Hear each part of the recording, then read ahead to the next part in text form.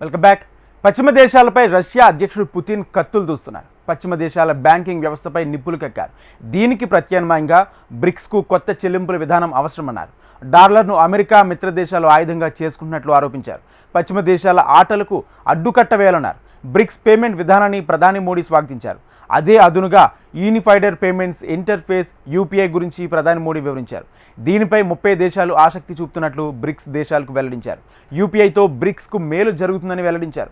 వాస్తవానికి గతేడాది జరిగిన బ్రిక్స్ సదస్సులోనే పేమెంట్స్ డాలరైజేషన్పై చర్చలు జరిపారు. అయితే ఇప్పటి వరకు ఎలాంటి చర్యలు తీసుకోలేదు.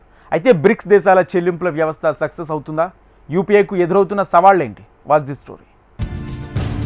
డాలర్ ఆధిపత్యానికి పుతిన్ బ్రేకులు వేస్తారా? కొత్త చెల్లింపుల విధానాన్ని బ్రిక్స్ తెస్తుందా? స్విఫ్ట్ను భారత యూపీఐ బీట్ చేయగలదా?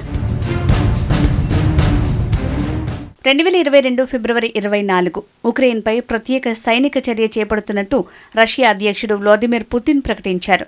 యుద్ధం వద్దని, యుద్ధానికి దిగితే కఠిన చర్యలు తప్పవని అమెరికా మిత్రదేశాలు పుతిన్ను హెచ్చరించాయి. అయితే రష్యా అధ్యక్షుడు మాత్రం అవి తాటాకు చప్పులేనని భావించాడు. పుతిన్ యుద్ధానికి దిగడంతో పశ్చిమ దేశాలు భారీగా ఆంక్షలు విధించాయి. ఉక్రెయిన్ తనను తాను కాపాడుకునేందుకు అవసరమైన ఆయుధాలను అందించాయి. దీంతో 2 రోజుల్లో ముగుస్తుందనుకున్న యుద్ధం 2 ఏళ్లుగా కొనసాగుతోంది. ఈ యుద్ధ సమయంలో సాధ్యమైనంత వరకు రష్యాకు ఏ దేశం సాయం చేయకుండా అమెరికా మిత్రదేశాలు అడ్డుకున్నాయి. పుతిన్ని ఒంటరిని చేయాలని ప్రయత్నించాయి. కానీ రష్యా అధ్యక్షుడు మాత్రం మరింత మంది స్నేహితులను చేసుకుంటున్నాడు.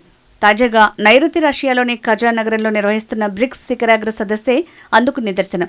ఈ సదస్సుకు మొత్తం 36 దేశాల అధినాయకులకు పుతిన్ ఆతిథ్యం ఇచ్చారు. ఇదే అదునుగా పుతిన్ కొత్త ప్రతిపాదన చేశారు. పశ్చిమ దేశాల బ్యాంకింగ్ వ్యవస్థకు గుడ్ బై చెప్పాలని బ్రిక్స్ దేశాలను పుతిన్ కోరాడు. అమెరికా మిత్రదేశాలకు డాలర్ ఆయుధంగా మారిందని పుతిన్ విమర్శించాడు. ఇది నిజమని ఇప్పుడు మనం చూస్తున్నామన్నారు. పశ్చిమ దేశాలు బ్యాంకింగ్ వ్యవస్థను భారీగా దుర్వినియోగం చేశాయని ఆరోపించారు. వాస్తవానికి రష్యా అధ్యక్షుడు చేసిన ఆరోపణలు నిజమే. అయితే దీనికి పరిష్కారం ఏంటి? పశ్చిమ దేశాల బ్యాంకింగ్ వ్యవస్థకు ప్రత్యామ్నాయంగా బ్రిక్స్ దేశాలకు సొంత చెల్లింపుల వ్యవస్థ అవసరమని పుతిన్ స్పష్టం చేశారు. పశ్చిమ దేశాల చెల్లింపుల కోసం వినియోగించే బ్యాంకింగ్ వ్యవస్థను స్విఫ్ట్ పేరుతో పిలుస్తారు. అసలు స్విఫ్ట్ అంటే ఏంటి? ఎవరైనా విదేశాల్లో ఉన్న తమ వారికి డబ్బులు పంపించాలనుకోండి, ఏం చేస్తారు? వెంటనే బ్యాంకుకి వెళ్తారు. ఎవరికి పంపాలి, ఏంటి అన్న వివరాలు ఇస్తారు. అయితే ఆ డబ్బును విదేశాలకు బ్యాంక్ ఎలా పంపుతుంది? అయితే అంతర్జాతీయ లావాదేవీల కోసం బ్యాంకులకు ప్రత్యేక సమాచార వ్యవస్థ ఉంటుంది. బ్యాంకులు సురక్షితమైన వాట్సాప్ లేదా వారి సొంత వ్యవస్థ ఒకటి ఉంటుంది. ఆ వ్యవస్థనే షార్ట్కట్లో స్విఫ్ట్ అంటారు. బ్యాంకులు విదేశాలకు డబ్బును పంపించాలంటే స్విఫ్ట్ సిస్టమ్ని తెరుస్తాయి. మనం ఎవరికైతే డబ్బు పంపాలనుకుంటున్నామో ఆ వ్యక్తి బ్యాంకుకు స్విఫ్ట్లో మెసేజ్, ఇక్కడి నుంచి బ్యాంక్ మెసేజ్ వస్తుంది. ఎంత డబ్బు పంపేది, ఎవరికి చెల్లించాలి అన్నది ఆ మెసేజ్లో ఇక్కడి బ్యాంకు వివరిస్తుంది. స్విఫ్ట్ అనేది ఇక్కడి నుంచి డబ్బును తరలించే వ్యవస్థ కాదు, కానీ పంపిన డబ్బును సరైన వ్యక్తికి చేర్చటమే ఆ వ్యవస్థ పని. స్విఫ్ట్ అంటే society for world wide inter bank financial telecommunication. సింపుల్గా చెప్పాలంటే స్విఫ్ట్ అనేది అంతర్జాతీయ బ్యాంకింగ్ను నిర్వహించేందుకు అవకాశం ఇస్తుంది. సో ఈ వ్యవస్థ అత్యంత కీలక పాత్ర పోషిస్తుంది. ఇది లేకుండా అంతర్జాతీయ బ్యాంకింగ్ నిర్వహించడం అసాధ్యం. స్విఫ్ట్ వ్యవస్థను సుమారు 11,000కు పైగా బ్యాంకులు, ఆర్థిక సంస్థలు వినియోగిస్తున్నాయి. 200కు పైగా దేశాలు, భూభాగాల్లో స్విఫ్ట్ వ్యవస్థ అందుబాటులో ఉంది. వాస్తవానికి స్విఫ్ట్ అనేది టెక్నికల్గా తటస్థ సంస్థ. స్విఫ్ట్ బెల్జియంకి చెందిన సంస్థ. కానీ స్విఫ్ట్పై పశ్చిమ దేశాలు గణనీయమైన ప్రభావాన్ని చూపుతున్నాయి. 1873లో యూరోపియన్ అమెరికా భాగస్వామ్యంలో ఈ వ్యవస్థను సృష్టించారు. సో పశ్చిమ దేశాలు తమకు ఇష్టం లేదని దేశాన్ని ఈ స్విఫ్ట్ వ్యవస్థ నుంచి తొలగించవచ్చు. దాంతో ఆ దేశానికి చెందిన విదేశీ వాణిజ్యం నిలిచిపోతుంది. కారణం ఏంటంటే అంతర్జాతీయ లావాదేవీలు ఆగిపోవటమే. రష్యా విషయంలో పశ్చిమ దేశాలు ఇదే ఎత్తుగడను అమలు చేశాయి. స్విఫ్ట్ నుంచి రష్యాను తొలగించాయి. ఉక్రెయిన్పై రష్యా యుద్ధం ప్రారంభమవడంతో రష్యాకు చెందిన 7 బ్యాంకులకు పశ్చిమ దేశాలు ఆంక్షలు విధించాయి. అంటే స్విఫ్ట్ నుంచి ఆ బ్యాంకులను తొలగించాయి. దీంతో ఆ 7 బ్యాంకులకు అంతర్జాతీయ వాణిజ్యం, ప్రపంచ మార్కెట్లో సంబంధాలు తెగిపోయాయి. అంతర్జాతీయ ప్రాజెక్టులకు ఆ 7 బ్యాంకులు నిధులను చెల్లించడం అసాధ్యం. విదేశాల్లో ఉండే ఆ బ్యాంకుల కస్టమర్లు డబ్బును పంపడం గానీ పొందడం గానీ సాధ్యపడదు. ఈ స్విఫ్ట్ వ్యవస్థతో పుతిన్ ఎంత ఇబ్బందులకు గురై ఉంటాడో ఇట్టే ఊహించొచ్చు. ఈ నేపథ్యంలో స్విఫ్ట్కు ప్రత్యామ్నాయంగా బ్రిక్స్కి కూడా ఆ పేమెంట్ వ్యవస్థ ఉండాలని ప్రతిపాదించాడు. అయితే ఈ కథలో మరో villain American dollar. Global banking వ్యవస్థను డాలరే ఆధిపత్యం చెలాయిస్తోంది. అందుకే డాలర్ నియంత్రణకు అడ్డుకట్ట వేయాలని పుతిన్ భావిస్తున్నారు.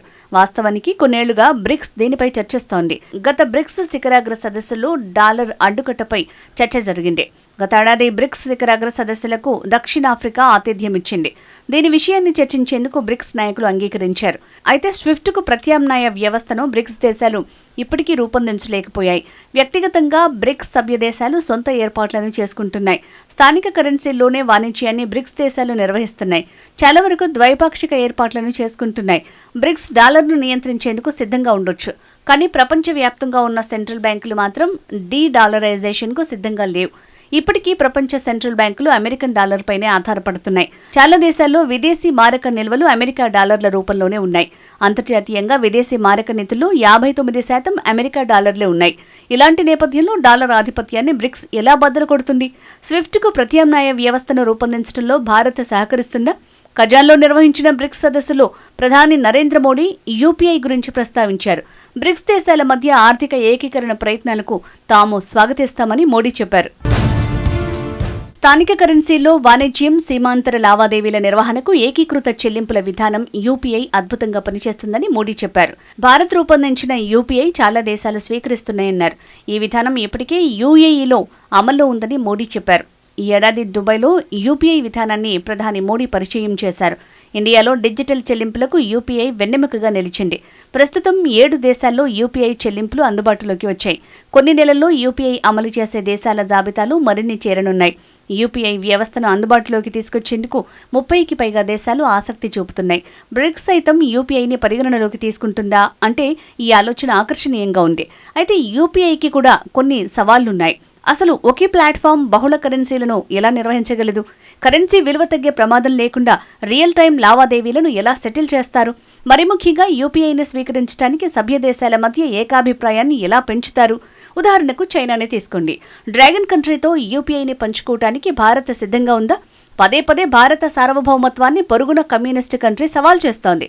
స్పష్టంగా చెప్పాలంటే అన్ని రంగాల్లో యూపీఐపై మరింత విస్తృతంగా పనిచేయాల్సి ఉంటుంది. బ్రిక్స్ కూడా అన్ని ప్రయత్నాలను అన్వేషిస్తూనే ఉండాలి. ఇక్కడ గమనించాల్సిన విషయం ఏంటంటే ప్రపంచ ఆర్డర్ ఒక్క రోజులోనే మార్చడం అసాధ్యం. అందుకే దీనికోసం ఇప్పటి నుంచి ప్రయత్నాలు చేస్తే ఖచ్చితంగా భవిష్యత్తులో ఉత్తమ ఫలితాలు సాధ్యమవుతాయి. పశ్చిమ దేశాల వ్యవస్థను సవాల్ చేసేందుకు అవకాశం ఉంటుంది.